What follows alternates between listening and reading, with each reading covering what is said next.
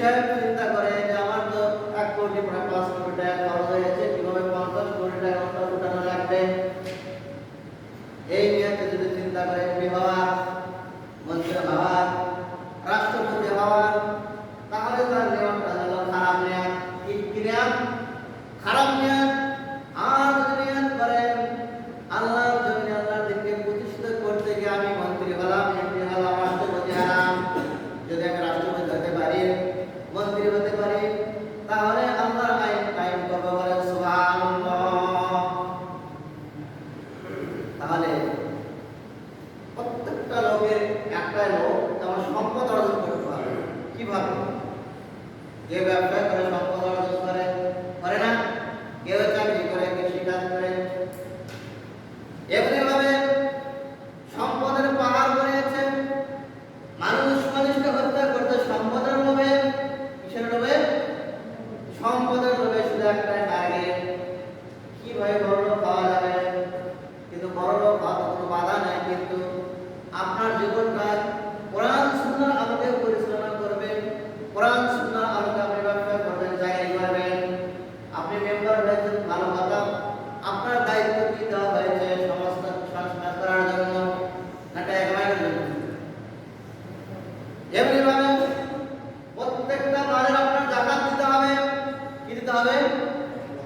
যাকাত যদি আপনি না দেন, তাহলে আপনার মালটা থাকবে কিন্তু অপবিত্র। কি থাকবে? অপবিত্র থাকবে। হযরত মুসা আলাইহিস সালামের জামানায় ছিল যে কারণ এত সম্পদ ছিল, মুসা আলাইহিস সালাম তাকে দাওয়াত দেন, তুমি ঈমান আনো, আমার প্রতি, আল্লাহর প্রতি ঈমান আনো। আর তুমি যে গরীব থেকে ধনী হয়েছ, কোটিপতি হয়েছ, কিন্তু এই সম্পদে তোমাকে যাকাত দিতে হবে। কারণ তখন বলেছিল মুসা, তোমার তো অনেক লোভ, আমার সম্পদের প্রতি তোমার বড় লোভ হয়েছে। কত বড় ব্যাপার! আল্লাহর নবীকে কোন লোভ থাকে সম্পদের উপরে? তারা জানা চেয়েছে সম্পদ দিবে না, যাকাত দিবে না। মুসা আলাইহিস সালাম বলেছিল, কারণ শুনে রাখো, একদিন তুমি তোমার সহচরের সম্পদ দিয়ে তুমি ধ্বংস হয়ে যাবে। যদি যাকাত দিত, মুসা আলাইহিস সালাম যদি ঈমান আনতো, তাহলে তার সম্পদ থেকে যেত, সুন্দরভাবে জীবন পরিচালনা করত। যখন যাকাত থেকে অস্বীকার করেছিল, মুসা আলাইহিস সালামের কাছ থেকে যাওয়ার পরে যখন মাটির মধ্যে তার হাঁটু খালি চলে গেল, হাঁটু থেকে যখন যাতে লাগলো, মুসা আলাইহিস সালাম বললেন, এখন কিন্তু সুযোগ আছে, তুমি ঈমান আনো এবং যাকাত দাও। বলে, আমি যাকাত দেব না। তারপরে যখন কমরনি চলে গেল, তারপরে তুমি বিশ্বাস করলো না। এমনি ভাবে বলাই নিয়ে যাওয়ার পর বলতেছে, মুসা, আমি আমার সম্পদের যাকাত দেবো, ঈমান আনবো, তুমি তোমার আল্লাহকে বলে আমার বিপদ থেকে তুমি উদ্ধার করে না। হযরত মুসা আলাইহিস সালাম বলল, ভাইজান, এখন আর ফেরার কোনো সুযোগ নাই, ফেরার কোনো আর সুযোগ নাই। যেমন ফেরাউন যখন দরিয়ায় যখন কি হয়েছিল, হাবুডুবু খাচ্ছিল, তখন মুসা আলাইহিস সালাম কি বলেছিল, যে আমি তোমার প্রতি বলে ইসরায়েলের প্রতি ঈমান আনছি, কিন্তু সেই ঈমানকে আল্লাহ গ্রহণ করেছে? কখনোই গ্রহণ করে নাই। এই জন্য সম্পদের লোভ থাকবে। মুমিনের প্রয়োজন যতটুকু, সম্পদ গ্রহণ করবে ততটুকু।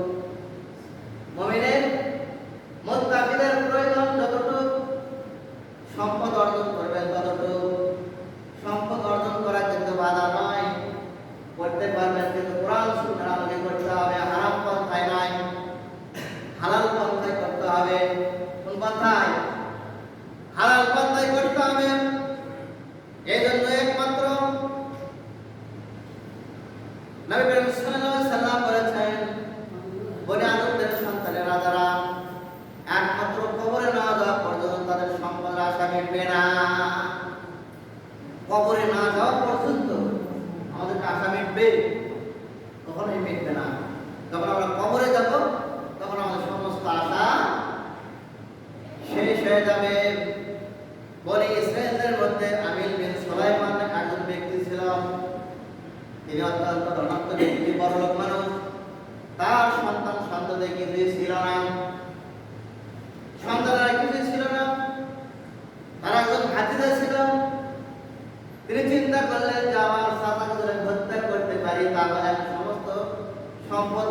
করতে পারবো।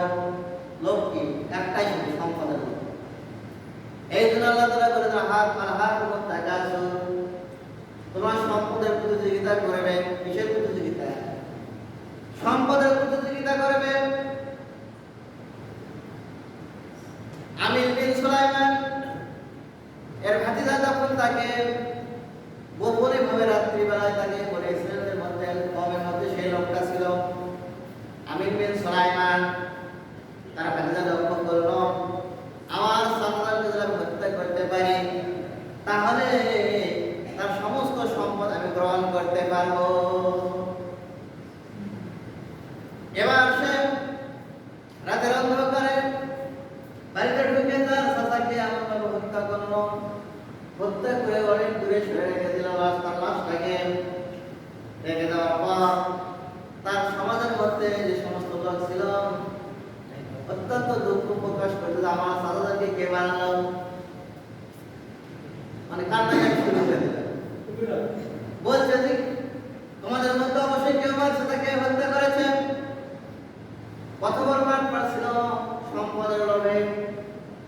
এবার কওমের লোকেরা হযরত মূসা আলাইহিস সালামের নিকট চলে গেল যে আমাদের কওমের লোকদের নিকট একজন হত্যা হয়েছে, অন্যায়ভাবে আমার একটা মানুষকে হত্যা করা হয়েছে।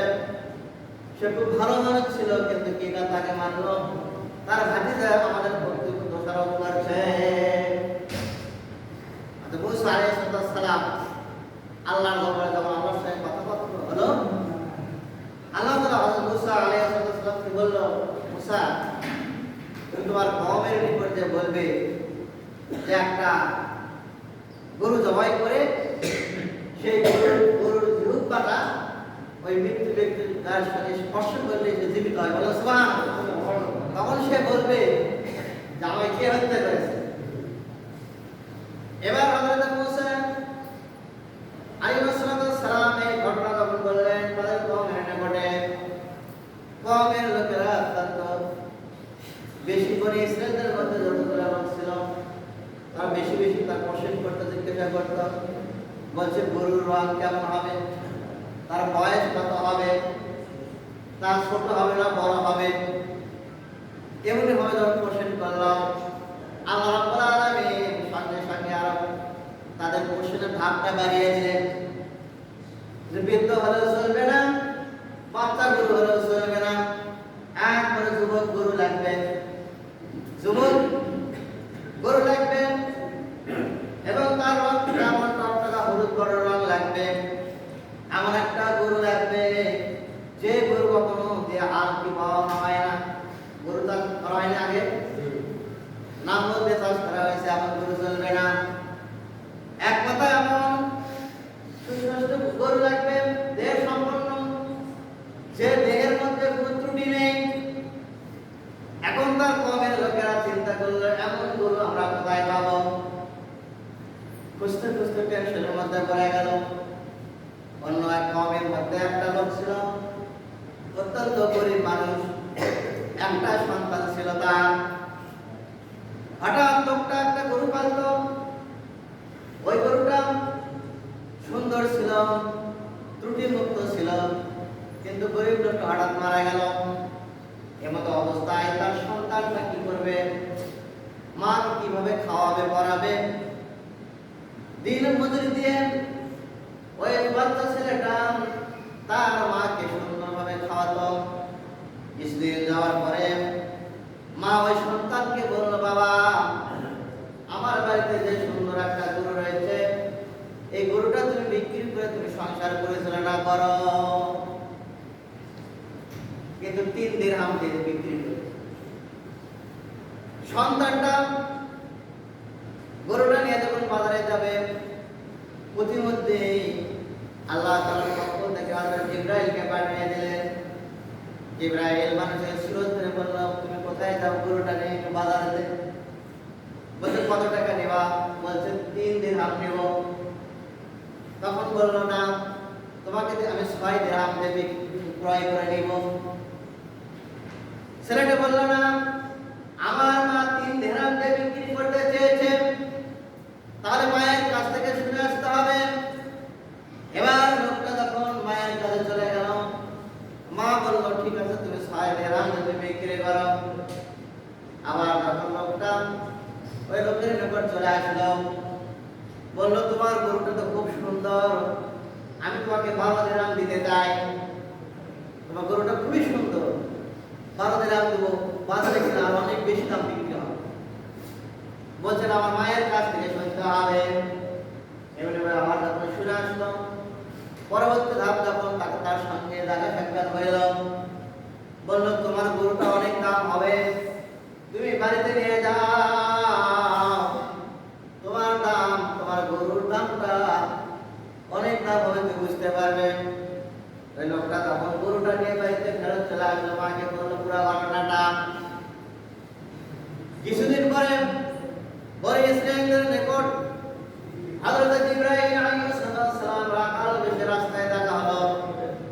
বলল ভাই আপনারা কোথায় যান? বলছে মুসা নবী আমার একটা গরুর সন্ধান দিয়েছে, আমরা খুঁজে পাচ্ছি না, এমন একটা গরু, কিন্তু গরুটা পাবো কোথায়?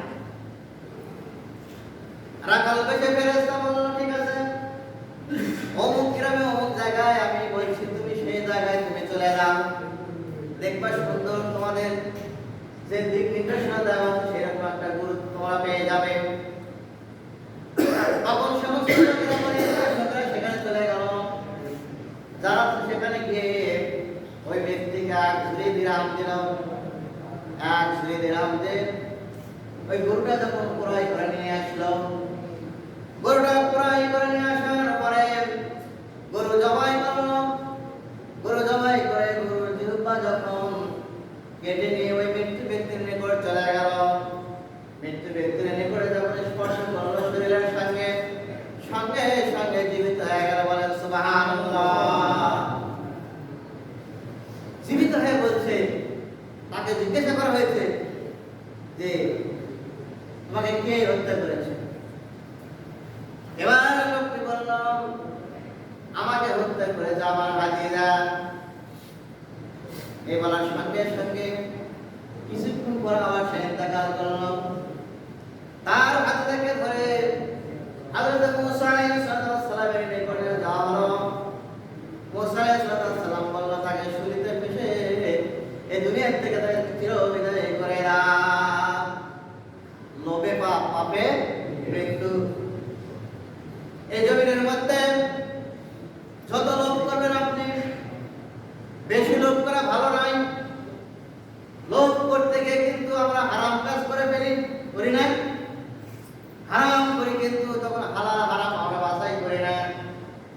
এই জন্য এই জমিনের মধ্যে আমরা সবসময়, আমি আবার বলছি, মুমিনের যতটুকু প্রয়োজন ততটুকু মানের তার দরকার রয়েছে ততটুকু সে গ্রহণ করবে, কিন্তু কোরআন সুন্নাহর আলোকে সে গ্রহণ করবে। সময় দেওয়া উপস্থিতি, আল্লাহ রাব্বুল আলামিন আমাদেরকে দিয়েছেন, অনেক সম্পদ দিয়েছেন, সম্পদ দেয়নি? আমরা সমস্ত কিছুর প্রতিযোগিতা করি, ঠিক আছে করবো, কিন্তু শরীরে কোরআন সুন্নাহর আলোকে, কিন্তু আমরা 5 ওয়াক্ত নামাজের কোনো প্রতিযোগিতা নেই, আছে নাকি? নামাজের প্রতিযোগিতা নাই, ভালো কাজের প্রতিযোগিতা নাই। আমি নামাজ পড়ছি আলহামদুলিল্লাহ, ভালো কথা, কিন্তু নফল নামাজ একটু পড়ি দেখি, মাগরিবের নামাজ পড়, নওয়াবের নামাজ রয়েছে নাই, সারাকাত নামাজ নাই, বেলা ওঠার পর ইশরাকের নামাজ রয়েছে। নফল নামাজের মধ্যে শ্রেষ্ঠ নামাজ হচ্ছে তাহাজ্জুদের নামাজ। কিসের নামাজ? তাহাজ্জুদের নামাজ একটু পড়ি। আপনার কি আশা আকাঙ্ক্ষা নামাজের প্রতিযোগিতা করে দেখি তো, করি নাকি?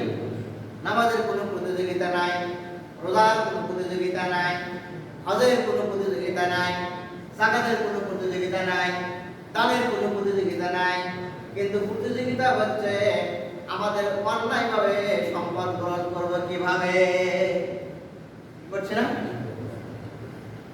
মানুষ হত্যা করছে কি জন্য? সম্পদের জন্য না? দুর্নীতি কি জন্য করছে? সম্পদের জন্য নয়। ধোঁকাবাজি, চকলখড়ি, ঘুষ, সুদ, যত অন্যায় আমরা কি করছি? প্রতিযোগিতা করছি, কিন্তু ভালো কাজে প্রতিযোগিতা নাই। সম্মানিত উপস্থিতি, আল্লাহ রাব্বুল আলামিন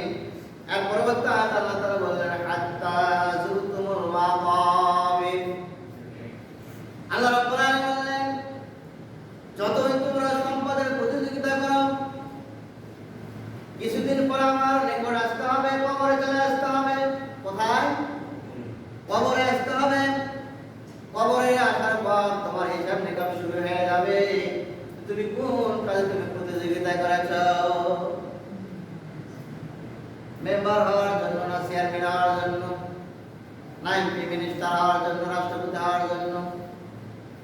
হতে হবে নিয়ত থাকতে হবে কোরআন সুন্নাহর আলোকে আমি পরিচালনা করবো আমার সমাজকে। কি নিয়ত থাকতে হবে? আপনি রাষ্ট্রপতি হয়েছেন, আপনার নিয়ত যদি কোরআন সুন্নাহর আলোকে নিয়ত হয়, আলহামদুলিল্লাহ। আর শয়তানের নিয়ত থাকে, তাহলে জমিনের মধ্যে নির্যাতন নিপীড়ন হবে। আখিরাতেও আল্লাহ রাব্বুল আলামিন জাহান্নামের সুসংবাদ দিবেন। এরপর আল্লাহ তাআলা বলেন হাত্তা যুরতুমুল মাকাবির, কবরে যতক্ষণ পর্যন্ত তুমি পৌঁছবে না ততক্ষণ পর্যন্ত তোমার আশা আকাঙ্ক্ষা মিটবে না। কবরে যাওয়ার পর আমাদের সমস্ত আশা আকাঙ্ক্ষা কি হয়ে যায়? শেষ হয়ে যায়। অন্য জায়গায় কবর আল্লাহ রাব্বুল আলামিন আমাদের জন্য কারো জান্নাতের বাগান বানাবেন, কারো জাহান্নামের টুকরা বানাবেন আমল অনুপাতে।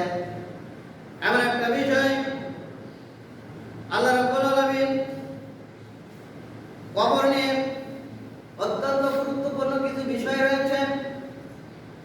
নবী করিম সাল্লাল্লাহু আলাইহি সাল্লাম যখন মক্কা থেকে তিনি মদিনায় যখন হিজরত করে চলে গেলেন, হিজরত করে যাওয়ার পরে মুসলিম শরীফের মধ্যে হাদিস বর্ণনা করা হয়েছে, হযরত আলী রাদিয়াল্লাহু তাআলা বলেন, আলী শোনো, মসজিদে নববী আমি তৈরি করব, সামনে দেখা যায় বড় বড় কবর নির্মাণ করা হয়েছে, বড় বড় কবর। এগুলো কবর ছিল ইহুদি নাসারা মুশরিকদের কবর। কার কবর? কথা বলেন না যে ইহুদি নাসারা মুশরিকদের কবর, পাকা পাকা কবর ছিল। এগুলো কবর তোমরা ভেঙে ফেলে দাও। আলী রাদিয়াল্লাহু তাআলা সাহাবায়ে একরাম সমস্ত কবর কি করলেন? ভেঙে ফেললেন। যেগুলো পাকা কবর ছিল সেখানে মসজিদ নববী তৈরি করা হয়েছে। বলে সুবহানাল্লাহ। এই হাদিসে অনেকে বলে যে নবী করিম সাল্লাল্লাহু আলাইহি সাল্লাম কবর ভাঙা তো নিষেধ করেছেন, কিন্তু হাদিসের পুরুষ আমাকে জানতে হবে যে নবী করিম সাল্লাল্লাহু আলাইহি সাল্লাম কোন কবর ভাঙা নিষেধ করেছেন। কবরটা ছিল ইহুদি মুশরিক নাসারাদের। কাদের? ইহুদি মুশরিক নাসারাদের কবর ছিল, বিল্ডিং এলা কবর ছিল, নির্মাণ পাকা কবর ছিল। এরপরে নবী করিম সাল্লাল্লাহু আলাইহি সাল্লাম বললেন, কুনতু নাহিতুকুম আন জিয়ারাতিল কুবুর ফাজুরুহা ফা ইন্নাহা তুযকিরুল আখির। নবী করিম সাল্লাল্লাহু আলাইহি সাল্লাম বলে, আমার সাহাবারা, তোমাদেরকে আসলে কবর ভাঙার জন্য নিষেধ করেছে, এখন তোমরা কি করবে? কবর জিয়ারত করবে। বলেন সুবহানাল্লাহ। কবর জিয়ারত করবে। কবর জিয়ারত করলে আখিরাতের কথা মনে পড়ে যাবে। বলেন সুবহানাল্লাহ। কবর জিয়ারত করলে আখিরাতের কথা মনে পড়বে। মৃত্যু ব্যক্তির জন্য আমরা দোয়া করি এবং তা পাওয়ার জন্য হয়। বলেন সুবহানাল্লাহ। নবী করিম সাল্লাল্লাহু আলাইহি সাল্লাম বলেন স্পষ্ট হাদিসের মধ্যে জিয়ারাতুন আরবি শব্দ। কি শব্দ? আরবি শব্দ। অনেকে বলে, বিভিন্ন জায়গায় আপনি শুনবেন, ইউটিউব ফেসবুকে বিভিন্ন জায়গায় সমাজে বড় বড় নেতা নেত্রীরা বলছে, অনেকে দোষারোপ করছে যে এভাবে বলে যে তুমি মাজার পূজারী। কি পূজারী? কথা বলতে হবে। কি পূজারী বলে, কিন্তু দেখবেন স্পষ্ট কথা বলে। কি বলে? মাজার পূজারী বলে কিনা আমি নিজে শুনেছি। ফেসবুকে দেখবেন বিভিন্ন মানে গালি দেয়। কি বলে গালি দেয়? যে আলেমটা মাজার পূজারী। কি পূজারী? কথা বলেন না যে মাজার পূজারী। মাজার পূজারীকে বুঝতে হলে আপনাকে জিয়ারত শব্দটাকে বুঝতে হবে। কি বুঝতে হবে? জিয়ারত। জিয়ারত যদি আপনি বুঝতে পারেন তাহলে মাজার কাকে বলে, পূজারী কাকে বলে, এটা স্পষ্ট আপনি জানতে পারেন। তাহলে শুনুন ভালো করে। জিয়ারতের শব্দটা হাদিসে এসেছে। কোথায় এসেছে? হাদিসে। জিয়ারতের আরবি শব্দ কি শব্দ? কথা বলে। জিয়ারত শব্দ অর্থ হলো সাক্ষাৎ করা। কি করা? জিয়ারত অর্থ হলো কি করা?